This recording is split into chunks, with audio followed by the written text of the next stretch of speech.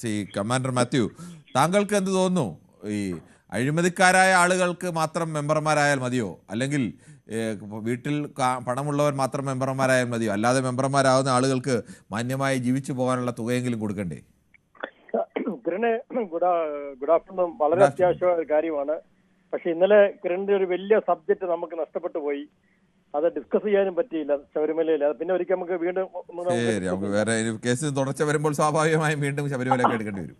അതെ അതെ. ഈ പറഞ്ഞ കാര്യത്തില് ഞാൻ ഒരു വളരെ നിഷ്പക്ഷമായിട്ടൊരു കാര്യം പറയാം. കാര്യം എന്റെ എന്റെ സഹോദരി ഒരു മെമ്പറാ പഞ്ചായത്തില്. അപ്പൊ ഞാൻ അനുഭവിക്കുന്ന ഒരു വലിയ വേദന എന്ന് പറയുന്നത്, ഇവർ ഈ ആത്മഹത്യ ഉണ്ടാകുമ്പോൾ, ഈ ആക്സിഡന്റ് ഉണ്ടാകുമ്പോൾ, ഈ പോസ്റ്റ്മോർട്ടം ഒക്കെ ചെയ്യുമ്പോൾ രാവിലെ പോകുന്ന ഈ മെമ്പർമാര് വൈകുന്നേരം വരെ ഈ ആശുപത്രിയിൽ നിൽക്കണം. ഒരു 10 പൈസ, ഒരു ചായ പോലും കുടിക്കാൻ പറയും പൈസ കാണില്ല. പഞ്ചായത്തുകാരും കൊടുക്കത്തില്ല.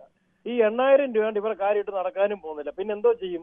ഇവര് വീട്ടിൽ നിന്ന് മക്കളുടെ കയ്യിൽ നിന്നൊക്കെ പൈസ കടം മേടിച്ചാണ് ഈ പഞ്ചായത്തിലെ കാര്യങ്ങൾ നടക്കുന്നത്. അപ്പൊ ഒരു ചോദ്യം വരും, നിങ്ങൾ എന്തുകൊണ്ടാണ് വീണ്ടും ഇങ്ങനെ പഞ്ചായത്ത് മെമ്പറായിട്ട് ഇരിക്കുന്നത്? കിരണ, ഈ പ്രോട്ടോകോൾ എന്ന് പറഞ്ഞ സംഭവമുണ്ട്. അതായത് ഒരു മുനിസിപ്പൽ കൗൺസിലർ എന്ന് പറയുന്നത് ഒരു RDO-യെക്കാളും ഹൈ ലെവലിലാണ് പ്രോട്ടോകോൾ. ഒരു പോലീസ് സ്റ്റേഷനിൽ ചെന്നാൽ പോലീസുകാർ സർക്കിൾ എണീറ്റ് സലാം അടിക്കണം ആർക്ക്? അവർ മുനിസിപ്പൽ കൗൺസിലറിന്. ഈ ഒരു പ്രോട്ടോകോൾ ഒക്കെ നോക്കുമ്പോൾ നമ്മുടെ മലയാളികൾ ഇങ്ങനെ അധികാരത്തിന്റെ ഇങ്ങനെ ഉച്ചസ്ഥാനിയായി വന്നപ്പോൾ ഇനി 8000 അല്ല ഒന്നും കിട്ടിയാലും ശരി, ഞാൻ ഒരു പഞ്ചായത്ത് മെമ്പറോ അല്ലെ ഒരു മുനിസിപ്പൽ കൗൺസിലർ ആവാൻ ഞാൻ തയ്യാറാന്ന് പറയും. ഇനി ജില്ലാ പഞ്ചായത്ത് ഒരാൾ ഇലക്ഷനിൽ നിന്ന് ജയിക്കണമെങ്കിൽ കുറഞ്ഞ 5 ലക്ഷം രൂപ വേണം. ഈ 5 ലക്ഷം രൂപ മുടക്കെങ്കിൽ മാത്രമേ ഒരു ജില്ലാ പഞ്ചായത്ത് മെമ്പർ ജയിക്കുമ്പം അയാൾക്ക് ഈ എങ്ങനെ കോമ്പൻസേറ്റ് ചെയ്യാൻ പറ്റും? ജില്ലാ പഞ്ചായത്തിൽ കുറച്ച് വർക്കുകൾ ഉണ്ടാവും, കോൺട്രാക്ടർമാർ ഒരു അഡ്ജസ്റ്റ്മെന്റ് ഉണ്ടാവും, AEമായിട്ട് ഒരു അഡ്ജസ്റ്റ്മെന്റ് ഉണ്ടാവും. ഇങ്ങനെയൊക്കെ അല്ലാതെ മുന്നോട്ട് പോകാൻ പറ്റില്ല. സാധാരണയായ ക്ലീൻ ഇമേജ് ഉള്ള ഒരു വാർഡ് മെമ്പർക്ക് മിനിമം ഒരു 25,000 രൂപയും TA-യും DA-യും കൊടുത്തെങ്കിൽ മാത്രമേ ഈ പഞ്ചായത്ത് മുന്നോട്ട് പോകത്തുള്ളൂ. പിന്നെ അയ്യപ്പന്റെ വലിയ കരുണയാല് കഴിഞ്ഞ 5 വർഷം ക്യാപ്റ്റൻ ഭരിച്ച് ഇടതായാലും ശരി വലതായാലും ശരി ഒരു ഫണ്ടും പഞ്ചായത്തിന് ഇല്ലായിരുന്നു. പിന്നെ ജയിച്ചു കഴിയുമ്പം ഇടതും വലതും പഞ്ചായത്തിൽ ഒന്നാണ്. അവിടെ പിന്നെ LDF-ഓ UDF-ഓ ഇല്ല. ജയിച്ചാൽ ഞങ്ങളെല്ലാം ഒന്ന്. അവിടെ മാത്രമേ ഉള്ളൂ അവരെ നമ്മുടെ ഈ ഓണത്തിന് നമ്മൾ പറഞ്ഞ കാണാൻ പറ്റും ഓണം എന്ന് പറഞ്ഞ പോലെ ജയിച്ചു കഴിയുമ്പോൾ ഞങ്ങൾ ഒന്നാണ്. ഇതാണ് ഇന്നത്തെ നമ്മുടെ കേരളത്തിൽ. ശ്രീ ബാലകൃഷ്ണനാണ് വടകരയിൽ നിന്നാണ്. ശ്രീ ബാലകൃഷ്ണൻ, താങ്കൾക്ക് എന്ത് തോന്നുന്നു? ഈ അഴിമതിക്കാരായ ആളുകൾക്ക് മാത്രം മതിയോ? അല്ലാതെയുള്ള ആളുകൾക്ക് മാന്യമായി ജീവിക്കാനുള്ള തുക നൽകേണ്ടേ? ഈ ഓണറേറിയം എത്രത്തോളം ചെറുതാണ്? തീർച്ചയായും 100% നൽകണം.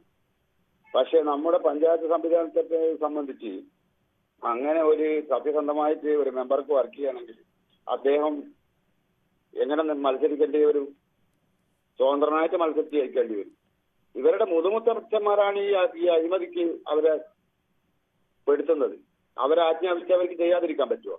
എത്ര ആൾക്ക് എത്ര പാർട്ടിയെ പിടിച്ചു നിർത്താം? അത് ഏതോ പാർട്ടി X or Y, എല്ലാ പാർട്ടിയിലെ സ്ഥിതിയാണത്.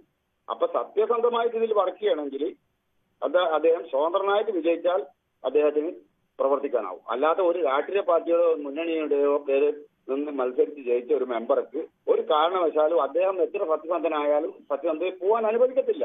അതാണ് നമ്മുടെ സംവിധാനം. ഇവർക്ക് കിട്ടുന്ന വേതനം തുച്ഛമാണ്. പിന്നെ നമ്മൾ മനസ്സിലാക്കേണ്ട, ഈ വേതനം കൂട്ടിക്കൊടുത്ത് ഈ 2 വർഷം കഴിയുമ്പോൾ MLA-മാർക്ക് പെൻഷൻ കിട്ടും പോലെ പെൻഷൻ കിട്ടുന്ന ഒരു സംവിധാനവും അവർക്ക് ഇപ്പം തന്നെ എന്റെ അറിവ് ശരിയാണെങ്കിൽ പഞ്ചായത്ത് മെമ്പർമാർക്ക് പലിശയില്ലാത്ത ലോണ് വണ്ടി എടുക്കാൻ കൊടുക്കുന്നുണ്ട്. അപ്പോ അതൊന്നും തെറ്റാണെന്നല്ല പറയുന്നത്. അപ്പോൾ ഇത് വന്ന് പിടിമുറുക്കി പൊതുജനത്തിന് തന്നെയായിട്ട് ബാധിക്കുക.